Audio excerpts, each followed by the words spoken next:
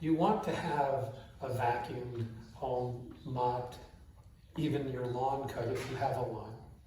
And by working together, the robots can do a great job of accomplishing that task.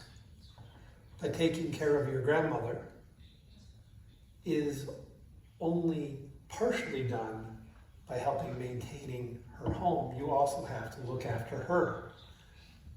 So by thinking of the home as a system, you can determine whether she's having a normal day by looking at her daily routine. You can make sure that toward the end of the day, the home is configured to be a protective home. The security system's on. Even you can turn on pathway lights from the bedroom to the bathroom if she gets up and needs to safely get to the bathroom at night.